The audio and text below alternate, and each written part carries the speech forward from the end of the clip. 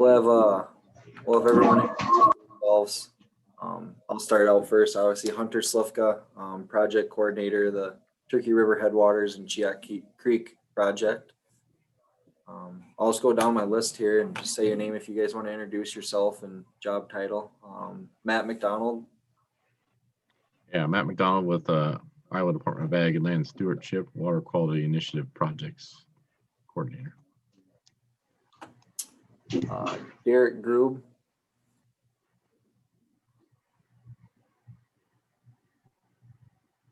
No, must not be paying attention. Eric Paulus.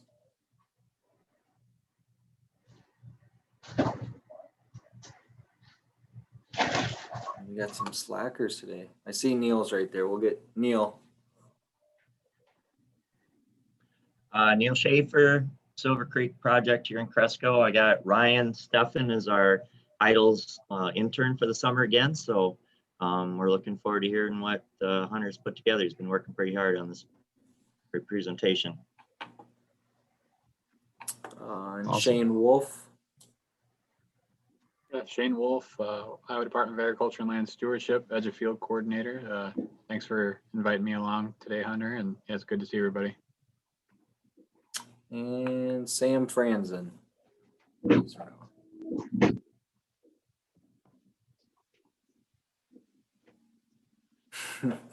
Alrighty. Well, that's self-explanatory. Yep. We'll get started here. I got a PowerPoint. I'll pull it up here. If you guys got any questions at any time, either just put it in the chat there or just stop me. We can go over that. We'll keep it as informal as we can here. So.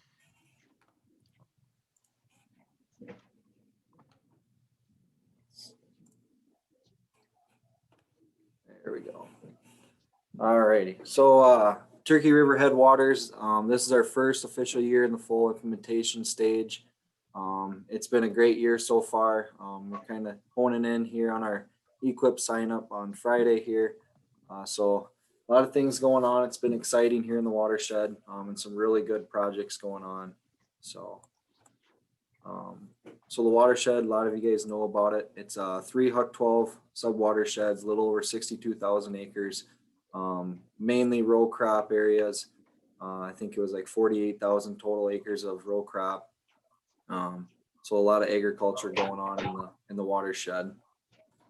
Our project objectives when we started the project: reduce nitrate loading by 41%, reduce phosphorus loading by 29%, sediment loading by 6,000 tons per year, reduce peak discharge by 10%, and then the last one we just threw on here, complete annual water monitoring analysis. So our first goal, reducing the nitrate loading. I don't have percentages, but I got at least numbers on how much we've reduced. We had 4 new wetland creations this year. Right now we're working on 4 proposed CREP-like sites with our old DC, actually, Kurt Haft.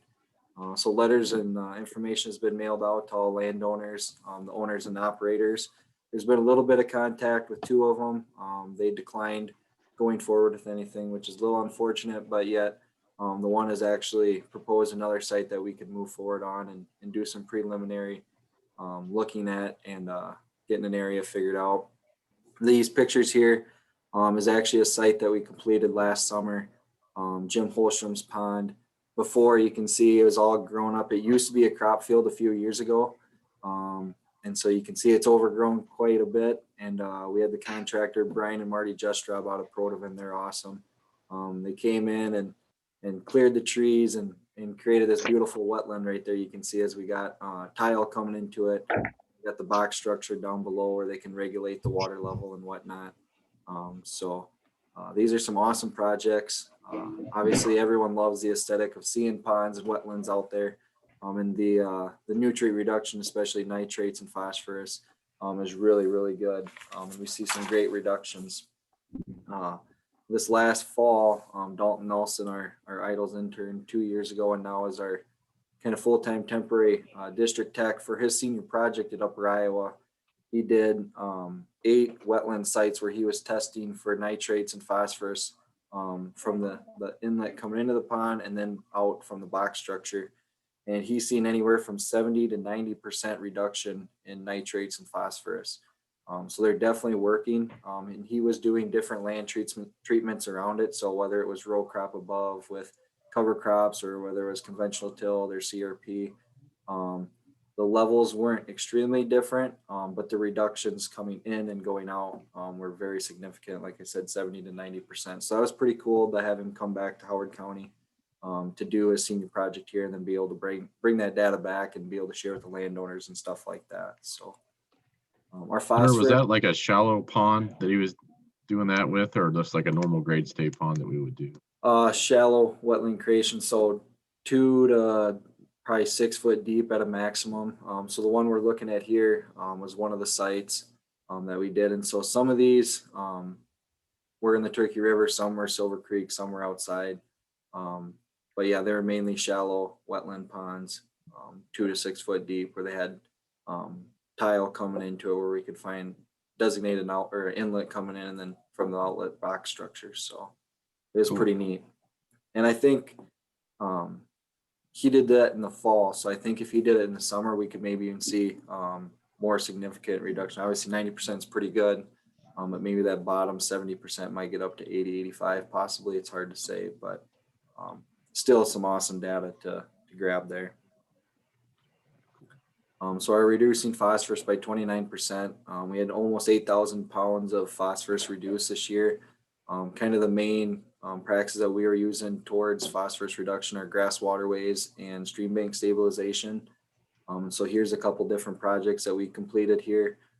As you can see, that one on the left there, we're starting to put that erosion control blanket down them instead of using fabric checks or using them in conjunction with each other, just depending on what the grade of the waterway is and stuff like that.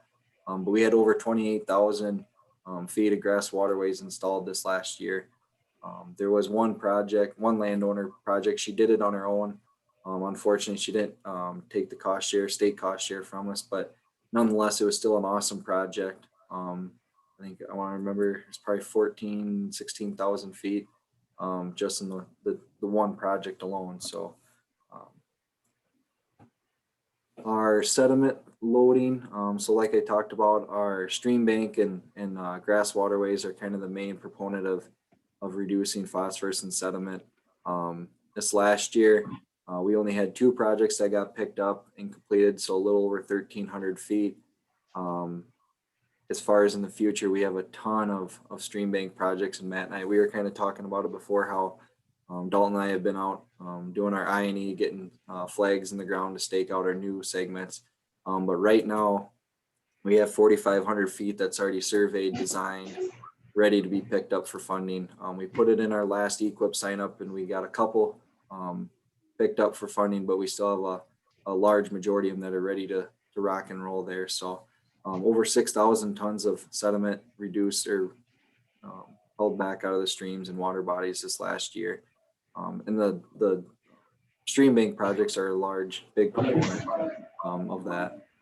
So there's a couple different projects just explaining how our stream bank projects works. The one on the left there was actually a very tall bank, probably anywhere from 10 to 16 foot tall. And so we do what's called longitudinal peak stone, where they actually will put like a pyramid or a windrow of rock there. And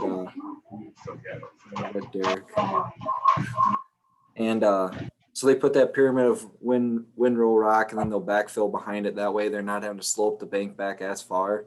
And then they're putting that fabric down with the native seeding. So that's a little bit different versus on the right side. That's a picture of our more traditional stream bank project, where we're putting that stone toe. They're digging out a 2x2 trench right at the water line, filling it with rock, holding that bank steady, and then taking that flatter slope back there and putting that rock or that dirt back over the rock. Reducing peak discharge by 10%. So our flood reductions, basically, our cover crops and CRP is our main proponent here. We had almost 6,000 acres of cover crops seeded this year. Basically a 50-50 split of aerial seeding and drilling. It really took on last year with our MRBI funding, picked up a lot of acres there and incentivizing it for the farmers and making it work for them really well. and having a great fall. Crops came out early, got the seed in the ground, had some awesome weather, got some great growth. And then this spring had a almost picture perfect spring, and we've seen anywhere from 4 to probably 8 inches of growth before farmers were going in either planting green or killing it off and then planting into it. So there's a couple different pictures here. The one on the far left was obviously drilled. That picture would have been in the fall. The picture in the middle, we had a producer this year that experimented with using this robot seeder. So his work hooked up GPS, and they basically they had a van that was set up where it looked like they were playing Xbox basically. I mean, they had an Xbox controller. The robot would go on its own via GPS, but if it ever would get off track, they could use that controller to then get them back on track, and was able to seed. And he could shoot out basically 3 rows to the left, 3 rows to the right. So he was getting about 7 rows of total coverage there of seeding. He was meeting all the seeding requirements of the 45 pounds per acre. And then coming back this fall, being able to see the growth. I mean, it looked as if it was either aerially or drilled. I mean, there was really good coverage and really good growth by it. So it doesn't move quite as fast as an airplane or a tractor, but it's still, seeing the technology change like that's pretty amazing. And then that last picture on the right, that was cover crop that was flown into standing beans.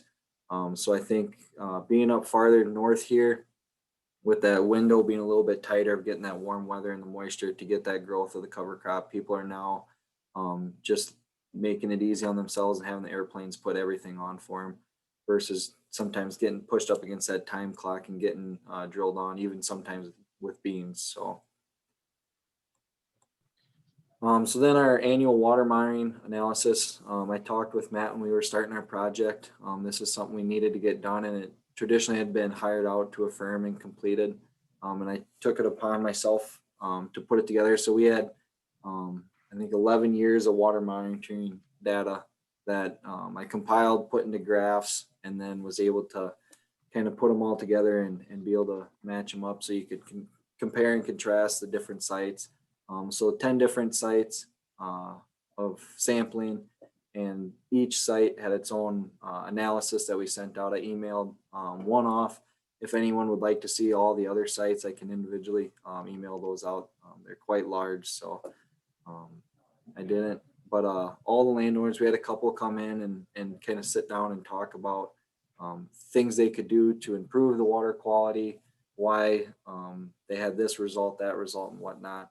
But overall, it was very positive results. The landowners were very appreciative of seeing the data. I know sometimes you don't like putting data out there because you don't want to show where there may be negative or bad impacts. But at the same time, you got to recognize that so you know how to move forward and improve the water quality there. So that was kind of a long but fun project to work on. It probably took close to 3 months working here and there on it. Putting all the graphs together and putting the science behind it, and then getting it sent off basically as production. So, and then just some major highlights and milestones before we kind of dive into the individual stuff. We had over 23,000 acres of conservation. So that's basically all EQIP, cover crops, CSP, CRP, all encompassed there. Of the 48,000 total cropland acres, 23,000 of it had something going on, whether it was something as simple as just nutrient management, no-till, strip-till, something like that. 23,000 acres of conservation. So like I said before, almost 6,000 acres of cover crops. I would assume we're probably over 6,000 acres with people doing it on their own that weren't under contract. But that's how many acres we had under contract first with the CSP, EQIP, and WQI program. And right now we have over 20,000 acres enrolled into the CSP program. I really like that program a lot.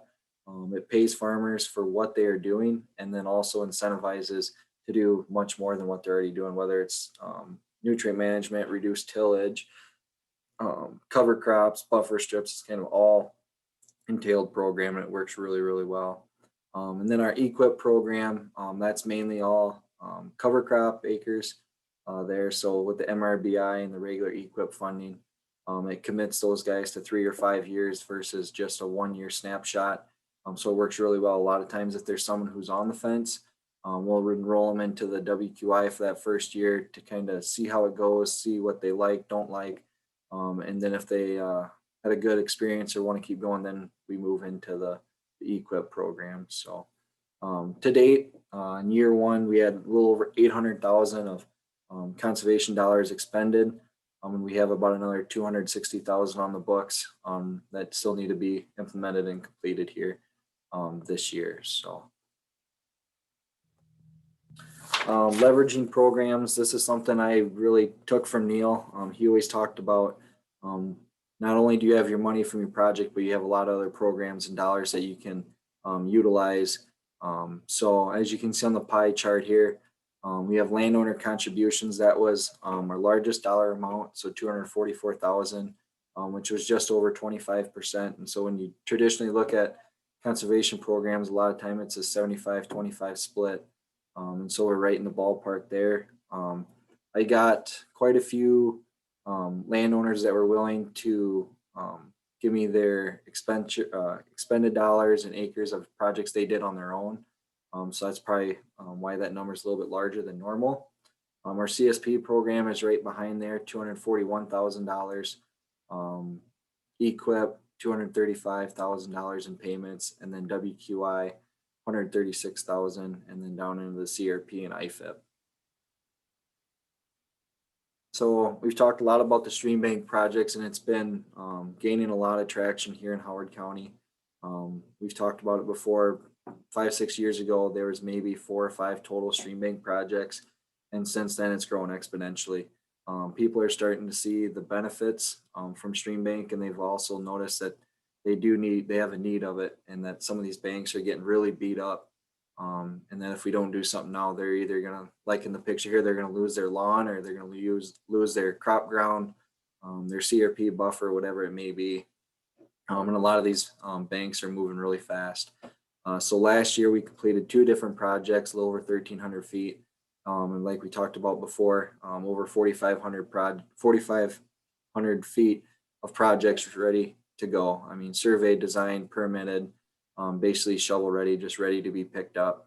And then we have almost another 4,000 feet. So another 7 projects that will be surveying here in the next couple months and working on designs and permits, so that this next EQIP round of monies, we can throw them in the pot and hopefully get some more picked up and funded. So it's a great project. A little over 200 tons per year sediment and 270 pounds of phosphorus per project site are being reduced and eliminated there. So obviously you can see how a sheer bank like that could lose a lot of sediment, and it really adds a lot of nutrients to the stream that we like to keep right there and protect it. So it works out really, really well.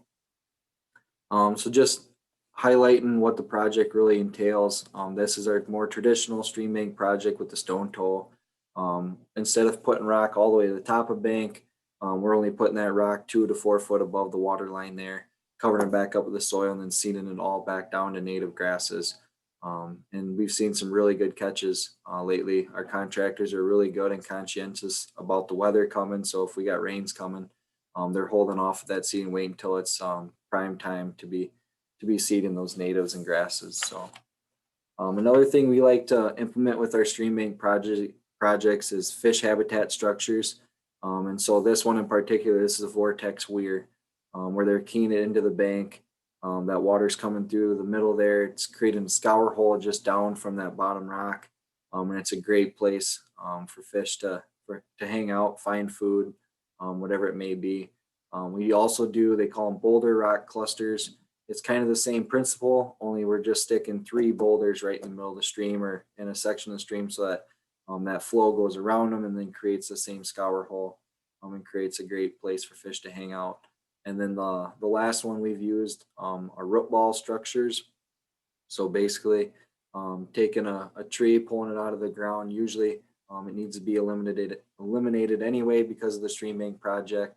They'll trim all the branches off there. They'll keep anywhere from 10 to 12 foot of that trunk, key it into the bank, kind of like these vortex weirs, and then keeping that root ball structure submerged underwater.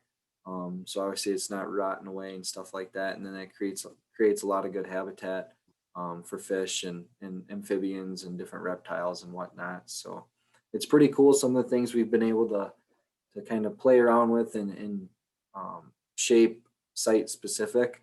So each one of these projects are different and they're a lot of fun. I've been able to design. This last year I designed all the projects except for a few. And it's really kind of fun to really dig in and make each site a little bit different. So, and this is that longitudinal peak stone that I was talking about earlier. You can see how tall those banks are there. And so some people, you might feel like, oh, you can't do nothing. We're not going to be able to get equipment there. And our contractors are really good about figuring out the access here and making it work. And so this is actually a combination practice where he did the longitudinal peak stone in the front there, and then off to the left where it starts to shade out and you can't see your well. That's your natural or your traditional stone toe. So being able to put those two things together and making them work in tangent is pretty cool. So here's the egg waste structure that'll be getting completed here this year. It was in total $425,000. He just got a little bit of concrete to finish this year. And we were talking about it earlier before we got started up here. He has another egg waste application on hand, and being this one wasn't completed yet, he was docked 50 points, and we didn't really think he was going to get picked up. Well, then the second round of funding came around here this last week, and he's getting another egg waste structure signed as a contract for $450,000. So it'll be another large pit like this for this dairy operation. So the cover crops, it's been going awesome, just as good as the stream bank, if not better.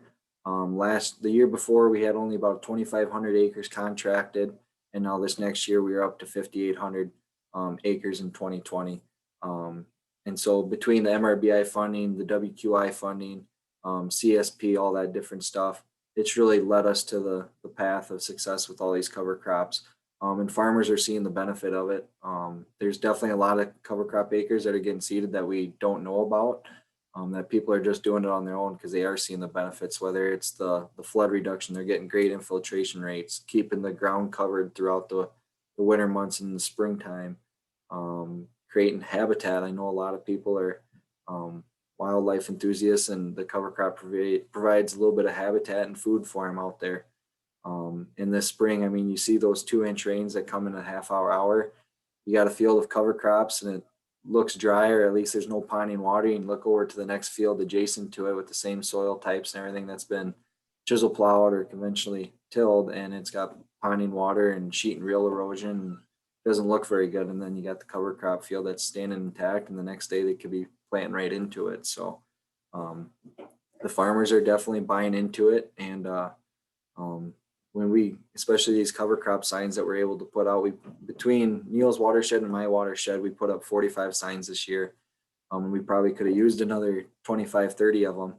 Because once people see them and can publicize how great of a stand of cover crop they have, everyone else wants to show theirs off and talk about it. So here's just a couple different photos. These are a corn and a bean field that were both aerially seeded.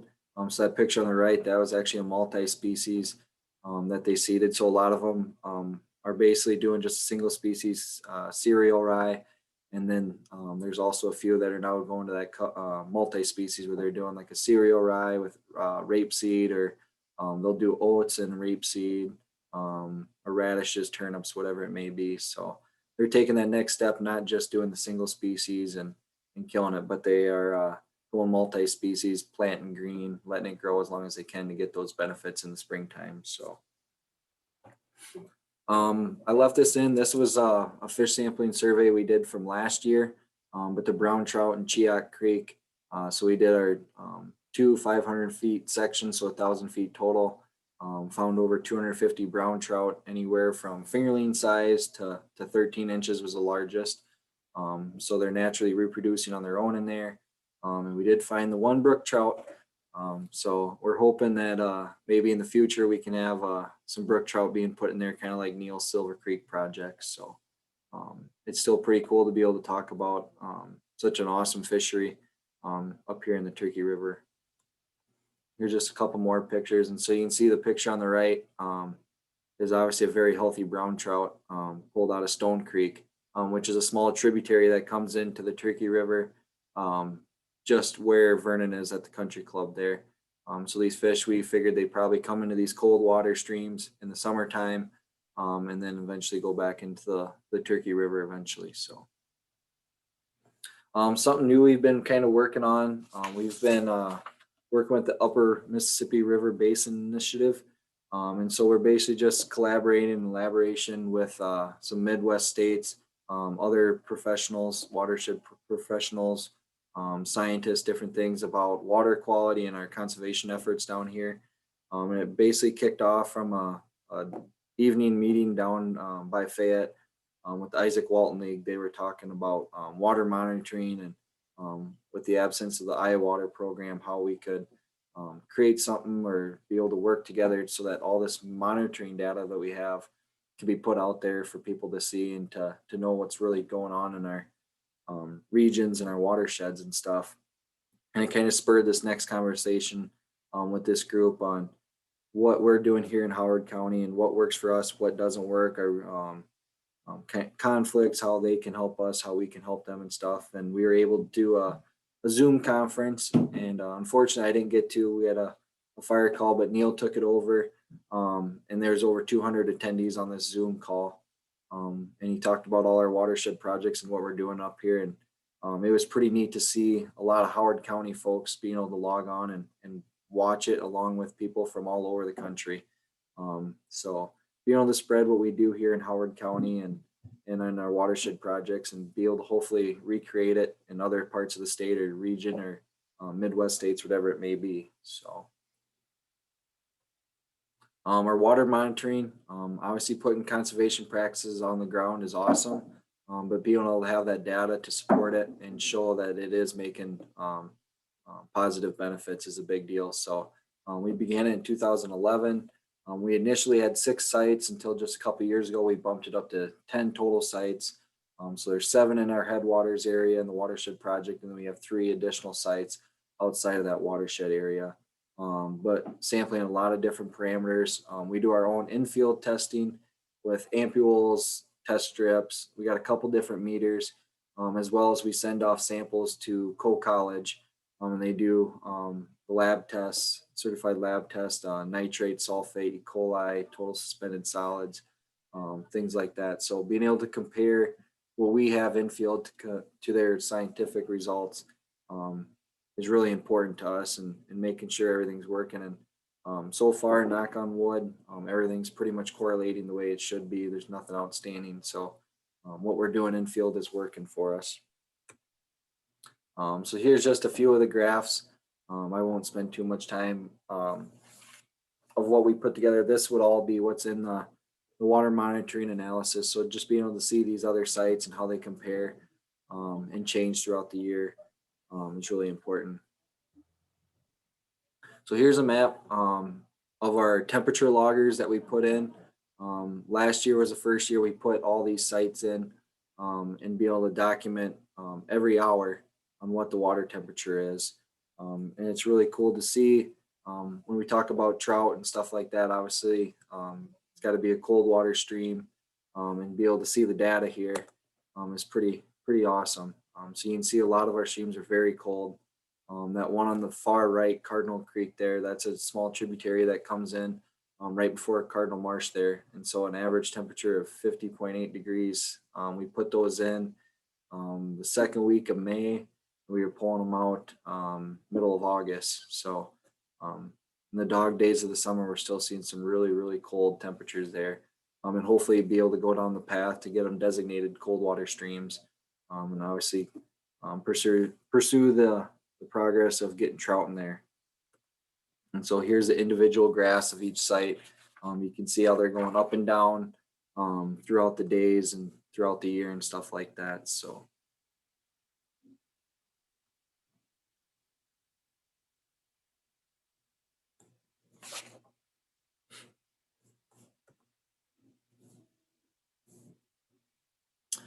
so our education outreach, obviously it's been really tough with COVID, not being able to get in person and get in front of crowds and groups and different things like that.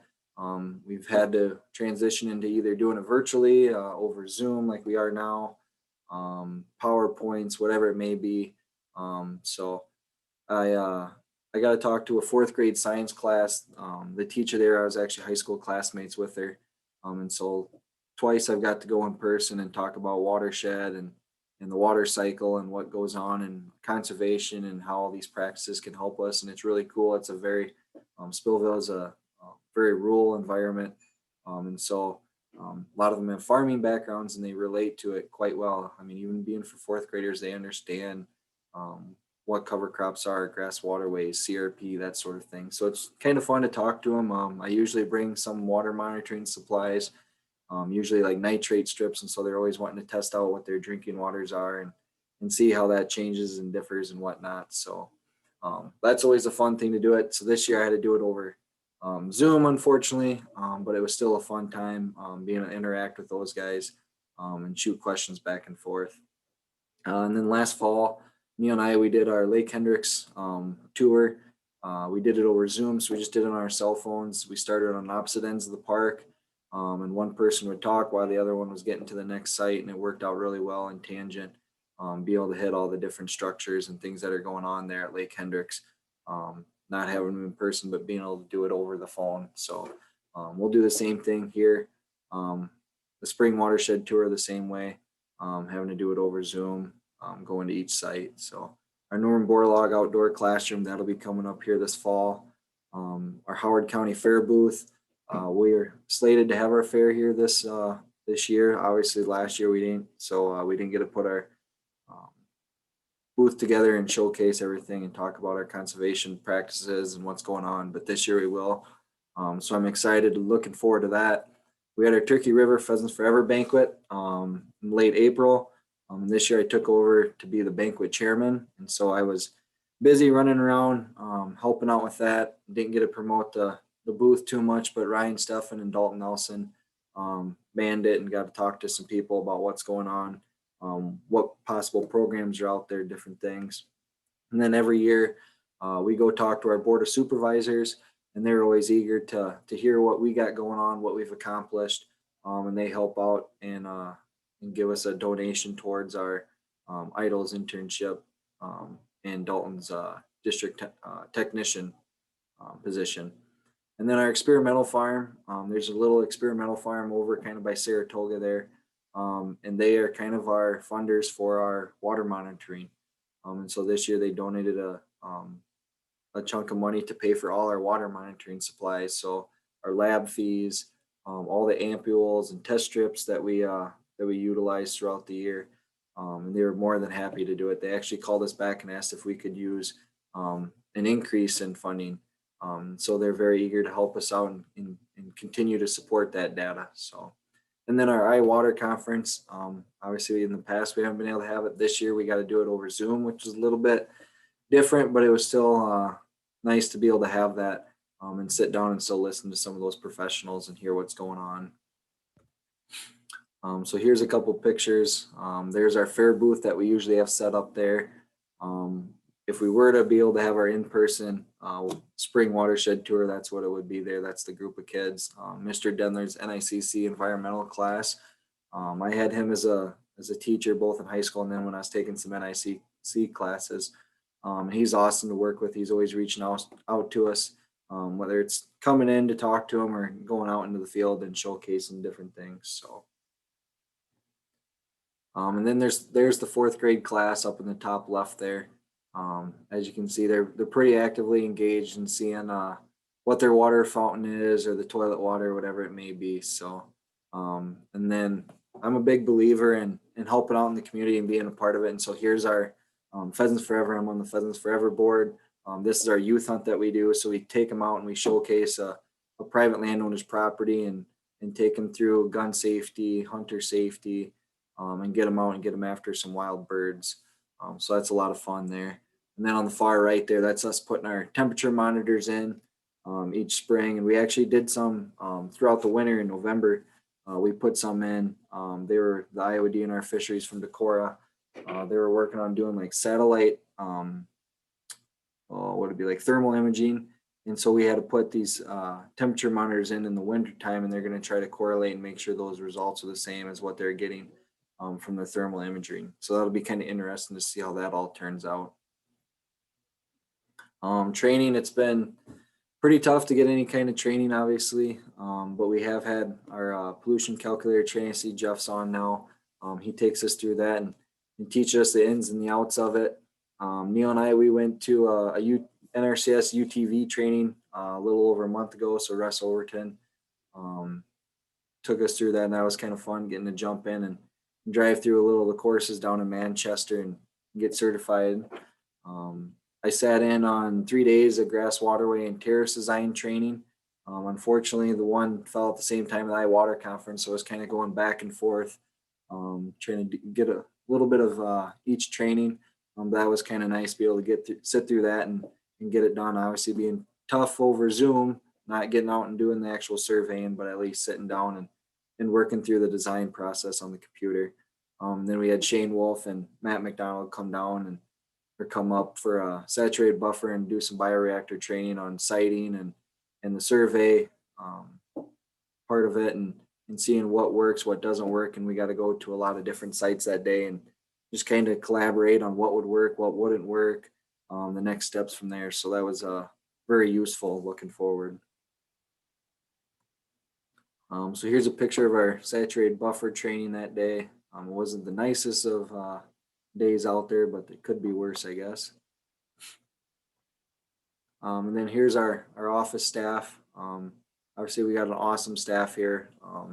Laura, Sam, and Jess, and Corey heading up that equip and CSP, having to sit in front of the computers more hours than they would probably like to, but being able to get out and get all those applications, and they really put their nose to the grindstone, and Derek there too, don't want to forget him, taking the time and getting through all of that. So countless hours on the computer and being able to go out into the field and sign everything up with Dalton and Neil and Ryan, all those guys is a blast. So, and then this year I was lucky enough to get the Circle of Excellence Award for Watershed Coordinator. So got to go down and do a little quick interview, which they put out for the iWater Conference this year. So that was kind of a cool award, and it was appreciated greatly. Obviously, seeing Neil win them the 2 years prior, it was something I looked up to and wanted to do, and it was kind of fun to be able to bring it home. And it was kind of an award for the whole office, I think, for all their efforts and what they've done. So. And then what we got looking forward to in 2021, obviously we've talked about a lot of projects that have been completed, but we also have a ton of projects that are ready to rock and roll. We just signed 2 stream bank contracts here. Actually today we got them signed, so that'll be a little over $20,000 in those 2 projects. And then we're ready for another 8,700 feet of stream bank if the money's there, and be able to get those contracted. So a lot ready to roll there. We had 3 MRBI cover crops, which was a little over $250,000. And then we have another $2 million worth of applications of cover crops ready to rock and roll. And then, like I talked about, the egg waste project in itself is $450,000. And so that'll be getting signed here and ready to rock. Our CSP, our pre-selection, should be coming out here pretty soon. So I'm excited to hear about that. And then our CRP, that's really exciting too. They're transitioning some of these general practices back into continuous. The rental rates will be increased, and then the cost share will also be increased. So a lot of good things and a lot of positive changes coming with the CRP program. So I anticipate a lot of acres getting signed up there and getting those buffers down, a little upland treatment, a little bit of everything. So that'll be awesome. And then our edge of field practices, we got a goal of 10 edge of field practices, whether it's saturated buffer or bioreactors. And so we're going to get out, start doing those sightings, and hopefully find some sites that are going to work out. And some the landowners, they're starting to understand the practices a little bit more and know the science behind them, how they work and the benefits and stuff. So starting to gain some traction there. We'll be working on that and hopefully get, if we can, like we said, 10 of them contracted and going here in the watershed.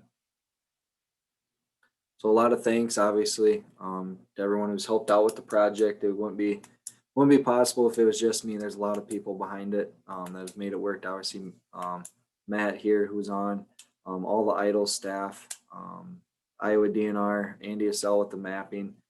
You ask him, need this or this, and puts it together, and a day later he's got it sent to me. So he's awesome there. And then the fisheries, Mike and Teresa over in Decorah.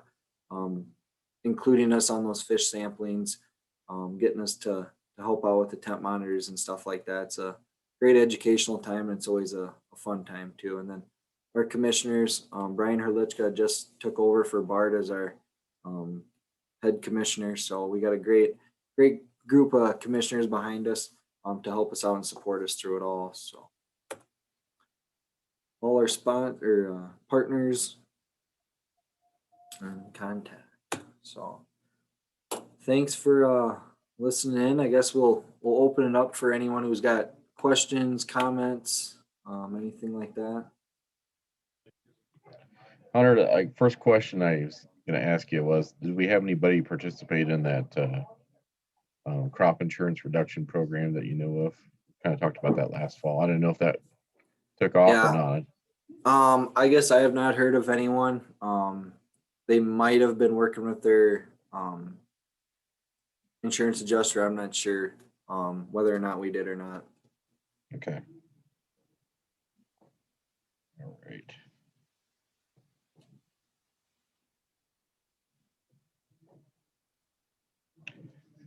One kind of update, Hunter, is we're going to try to put together a statewide training for the edge of field stuff with the hopes of getting our coordinators job approval authority so we can help, design and that type of thing. So I think that'll help us in the long run. Yeah, that'd be awesome. We've kind of taken the reins, especially like with our stream banks, especially. We're doing all the surveys, and I'm trying to do as many of the designs as possible. Obviously still having to send them down to George and Nick to get them approved and whatnot. But taking on that heavy load of getting the surveys and designs, a big part of it. And it really helps you understand the practice a lot more and what to look for and what works, what doesn't work, rather than, sometimes we find ourselves spending a lot of time out in the field surveying, designing, and then you get halfway, 3/4 way through the design process and you realize it's not going to work. And so all that time and effort, and then you get farther down and you kind of can recognize those sites and what's going to work, and you can work smarter, not harder, I guess. So.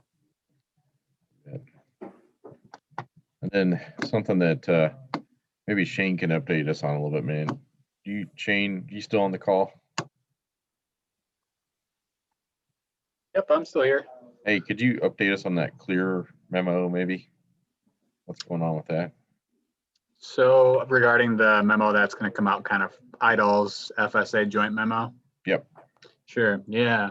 Yep. So I think we kind of talked about it, Hunter, when we were out there that day, and you've obviously kind of heard some of the frustrations and inconsistencies that field offices have been experiencing with Clear. What's allowed, what's not allowed, what does that mean for a CRP contract? And so we've been having conversation back and forth with Kurt Getch at FSA, and then actually Susan Kozak, our director, and Kate Busmus, assistant director, went and kind of had a conversation with them. And basically there's a plan to send out a joint memo that will provide a sort of flow chart that will be something that can be both used by, our technical staff, but then also the FSA staff, to have the same approach to implementing those modifications to the CRP contract, and just to get everybody on the same page. So I'm not sure that we've received a draft yet. I think FSA mentioned that they were hoping to get it to us this week. So hopefully there'll be something coming out with that in the next couple weeks. But it's good news, just because that's been a struggle for the last 2 to 3 years. And like, even when we visited together, I think we were kind of pointing in the direction of memos from like 4 years ago.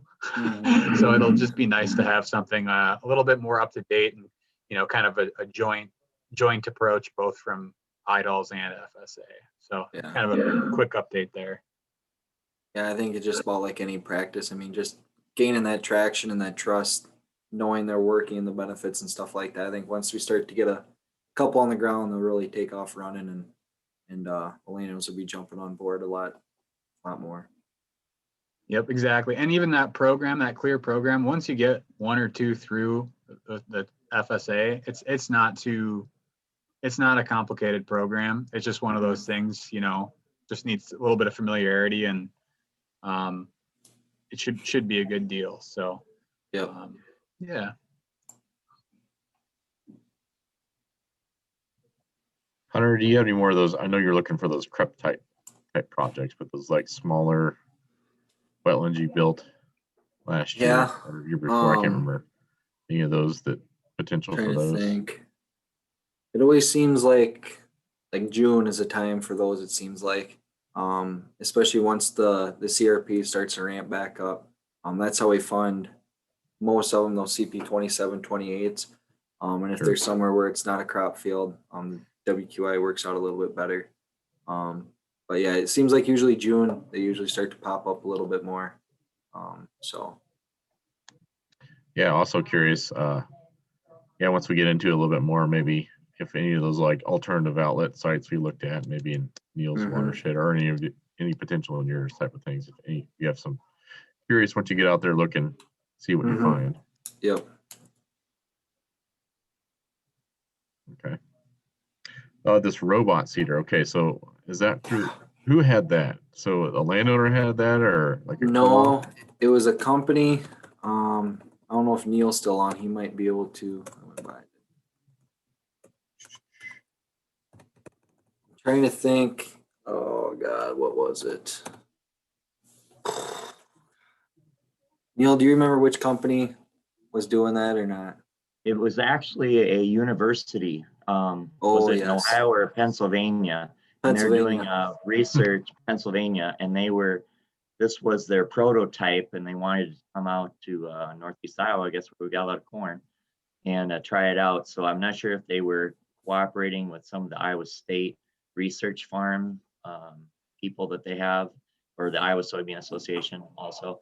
But this was their prototype, and there was probably 4 grad students and a couple professors that came with it. So it was, and they were doing about 3 different sites in Northeast Iowa, and it just happened to be one right in the Turkey River watershed that came out. So the landowner is someone that we have an EQIP contract MRBI with, and so he had our office staff went out and watched it for a while. We kind of followed it around through the cornfield, and it was pretty amazing to see how it worked. And honestly, this spring when this cover crop was really showing up, it was amazing. They did a really good job. I mean, there were a couple spots they missed, but that was just some areas that they didn't drive it through. But where they did, it was really good coverage. Mhm. We were a little Okay. nervous. I mean, when it would make the turns, obviously this thing doesn't turn on a dime, it's on tracks. But it would bulldoze over quite a bit of standing corn. And so we were trying to wonder, is it worth it for how much corn's getting knocked down versus the seeding, or I don't know. So it'd be interesting to talk with the producer later on and see how he thought it went, if they're gonna continue to do it. I mean, if you did, I mean, this was like a 60-acre chunk, and I'm assuming it probably took them all day long to get it seeded. But I mean, if you could get 4 or 5 of those robots out there and let them go, and you didn't have to worry about messing with them or getting back on track too much, it might be something worth doing. I mean, you hear about like the drones and stuff, and they only carry like 10 pounds of seed, some of them, so it doesn't take very long to unload them and have to go back again. But I don't know. It's crazy to see what the technology has changed and come to. Like our Roomba for cover crop seeding. Let me see here. So you mentioned that the landowners are appreciating seeing that data you put together, Yeah. the water Yep. quality stuff. Yep. And there's been a few of them that are really interested in what exactly they can do. Most of them are people who already have all the buffers in place, using cover crops or CRP along it, whatever it may be. So it's all right. They're thinking about it and what can go on, but they're truly already doing what the best thing out there can be. So What was I gonna say? Grade stabilization projects. Does your office do quite a few of those, or I mean, you did that 1 or 2 that Dalton was working on, but yeah, not too many of them. I think a lot of it is probably just the designing process behind it. Takes a long time. getting it through NRCS and Sure. getting them to gain traction and movement. So not too many. Okay. And then we can get you some more cover crop signs, so don't worry about that. Perfect. If you're going to use them, we're going to get them to you. Yeah, no, it was awesome. I mean, the farmers, you see a couple of them get put out and then they call, oh, what is this? And you let them know, oh no, it's just showcasing it, little promotion. We tried to aim best we could to put them on highways or heavily traveled roads. And then everyone's like, well, I want another one. I'll put it up or this and this. Like, holy smokes, we're gonna be out here for 2 weeks putting these up and taking them down. So, but no, they are well received and people love to see them. So, and it's great to show it off. I mean, I had a countless number of people this spring asking why there are so many acres of pasture land or hay ground being seeded. And I was like, well, that's not what it is. This is cover crops. So it'll be disappearing once the crops are put in the ground, and the people couldn't believe it, and they just love to see something green growing right away in the springtime. And when you tell them about the benefits and what it does for the soil and stuff, it's even better. Awesome. Before I forget, don't forget to send me your presentation if you don't mind. Yep. So we'll stop the recording when we're all done and send that out, send it with the PowerPoint and whatnot, so everyone can have that. All right. Any additional needs for next fiscal year, Hunter, that you can think of? More money. No, I think we're going in the right track. Obviously, it sounds like there could be some more money pumped into EQIP and CSP, so that's always a good thing to hear. And then with our new RCPP agreement coming this fall, we'll pick up a little bit more there. So I think we're going in the right track. What kind of funds do you need, I guess, for like cover crops, or you're talking? Yeah, grades cover or crops the- would be the main one. Let's see here. Grass waterways is a big one we've done. And then the wetlands. I would say those are kind of the three big, and no-till. Okay.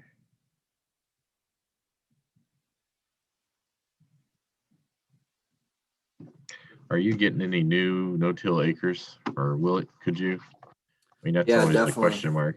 I feel like that's an area, we definitely have a lot of no-till acres, and I feel like that was kind of the big hit, and now the cover crops and stream bank is kind of taking it over, where we're still got a lot of no-till out there, but we're just not, I don't want to say addressing it, but I guess contracting it or paying on it, I guess I would say.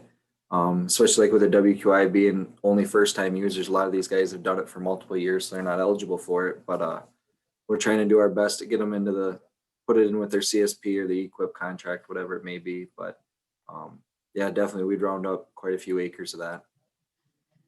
Okay.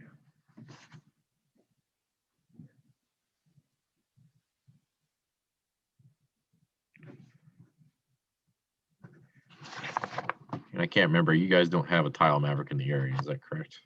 Correct. We do not.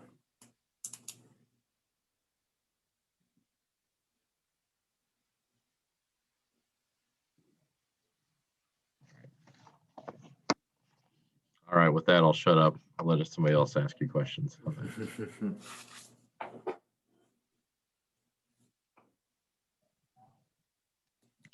Say Palace is being kind of quiet. I figured he'd be blasting them at you. We'll have to make them turn their webcams on, make sure they're still all there, not sleeping.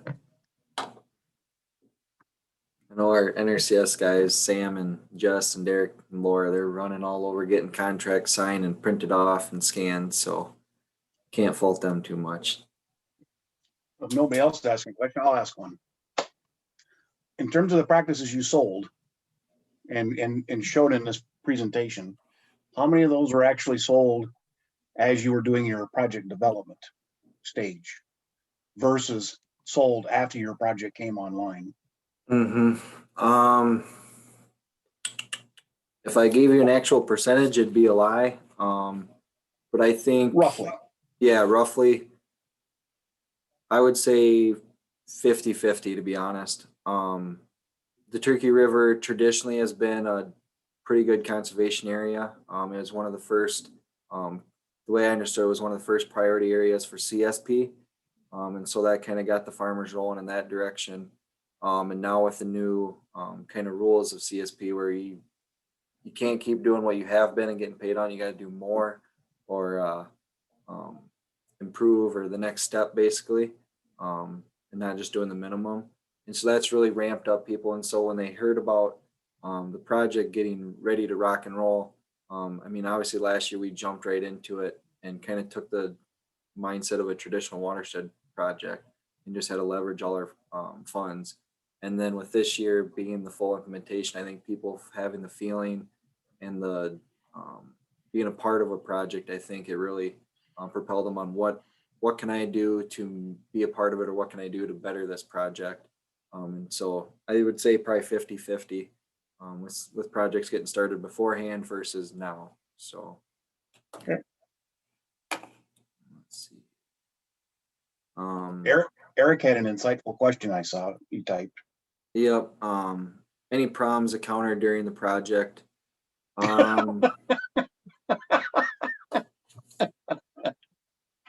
We need more money. I was waiting for, where do we start? Yeah, I think the biggest one would be maybe just the internal headaches, I guess, with the equip on how many applications we have, and that we only got 3 total picked up and selected. And same with the stream banks. Yes, we're moving that ball down the field. We're getting them signed up. They're ready to rock and roll, but just not be able to get them funded, I think, is the biggest part of it. Especially like some of these stream banks, they've been sitting in the hopper, some of them for 3 years now, and should not be able to get them the funding and to get them to go forward with is kind of unfortunate. They understand it. They know that's part of the process. But still, that's how it is. That's how it goes.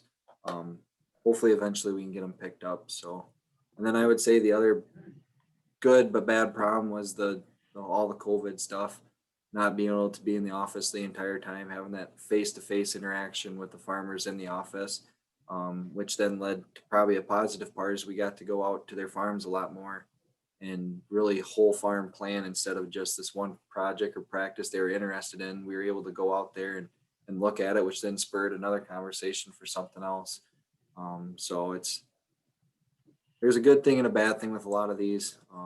But yeah, overall, there's definitely some problems that we came across. So it's not all. We're hoping that RCPP will help with your stream banks.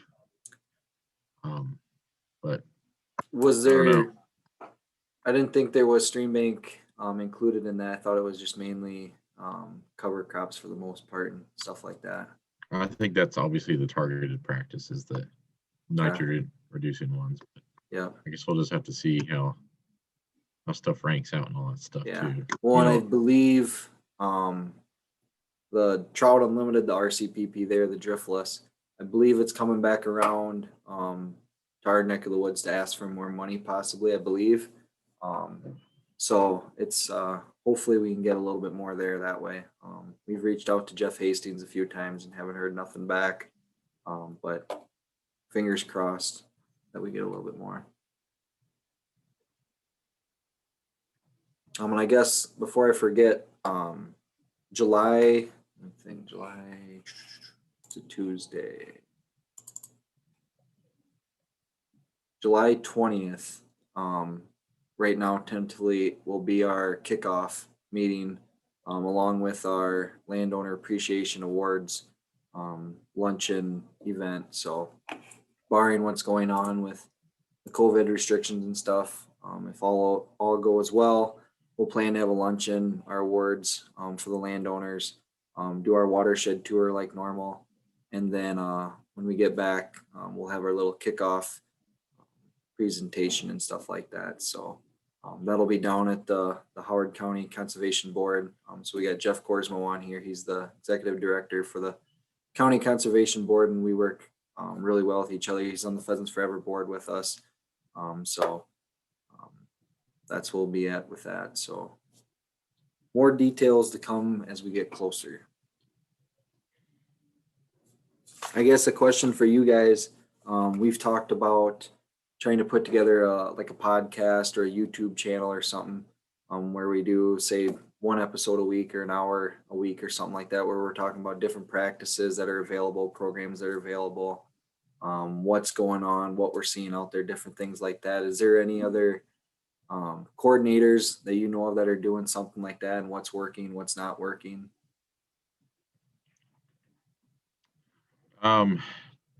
I know not like specifically YouTube channel, I don't think, other than like the PFI and those type of projects, but they do radio spots. It seems like quite a few of them do. We're trying something new in Southwest Iowa. They're working with a co-op to use a text messaging service. Kind of like when you go to the doctor, they send you a text, a reminder of your appointment, but they'll send out these messages reminding people to come in and sign up for cover crops, or just different dates they have to. Oh, what do you see? Any different dates they have to come in and certify or whatever. We're going to try that out this year. It seems they've partnered with the co-op to do that in the past, just from using like their fly-on service and stuff. But that seems to be their advisory boards thinks that people respond better to text messages than emails and Yeah, I would agree.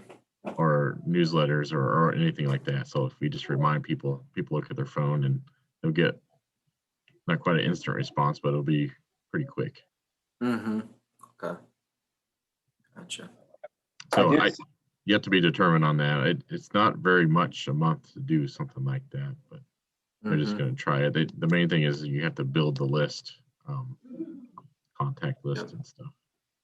And the co-op already had one, so I think that's what they were using. I've seen where they had a few projects have done a podcast, not as a scheduled event, but just like a one-time deal. But I have seen where there are some projects up in Wisconsin, I think more up around Green Bay, that do more of a sustained podcast type effort.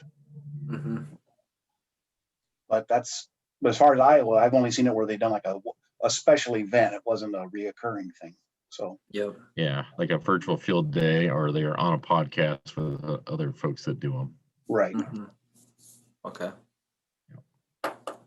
I don't know if there's anybody in your area that does podcast, like a agronomist or something like that. Yeah, the only one I can think of is a outdoor hunting guy that does them. How often and regular they are, I don't know. I've listened to him. He's got on other people's, like I've heard him on, like Shields had him one time. So I think the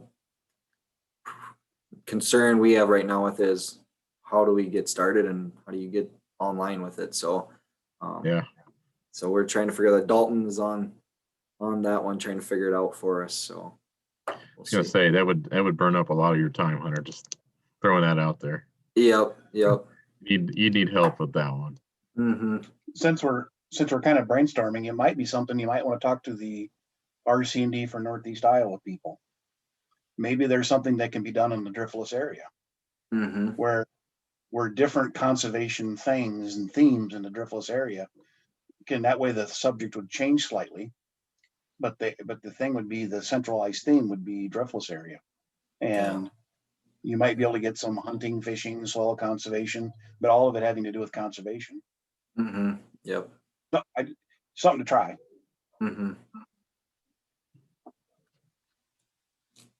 Does pheasants, do you have a pretty good, obviously you're involved with Pheasants Forever, but I mean, do you get a lot of customers coming in with those contacts or that you know of?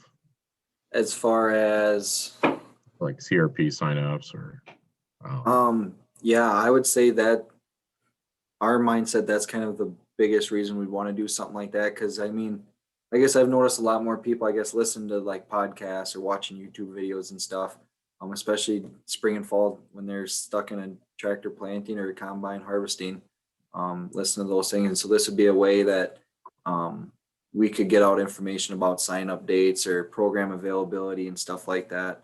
And so we started with our Pheasants Forever, we did a gun calendar giveaway. And so every month on this calendar is a picture of a local practice, habitat, something or other. So we go out to that private landowner's land, do a Facebook Live video, talk about what's going on out there, the benefits and stuff, and then draw for the gun. And so that's gained a lot of traction. I just looked a couple weeks ago and there was over like 400 views on it. And so it's working. It gets people's attention. People get to see firsthand what's going on out there and know the benefits of it and stuff. So I think it could be definitely beneficial, but yeah, the time part is going to be the big one. I mean, even if it's just a 1 hour of airtime, I'm sure there's probably 8 hours of work that go into it. So Yeah.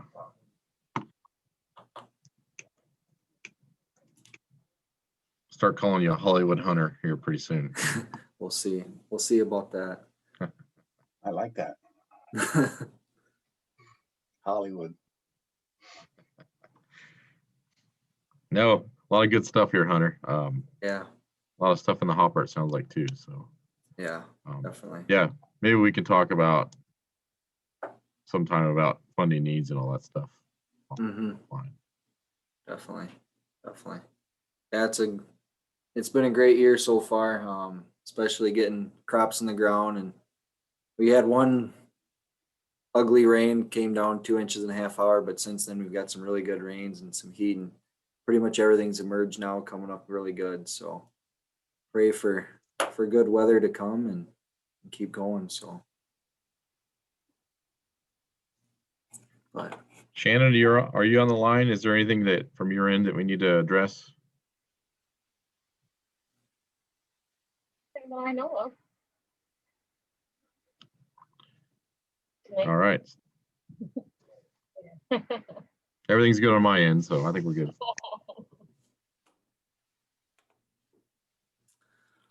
awesome. Well, if there's no other questions, we'll sign her off. If there's anything you guys need, shoot me an email, phone call, text, whatever.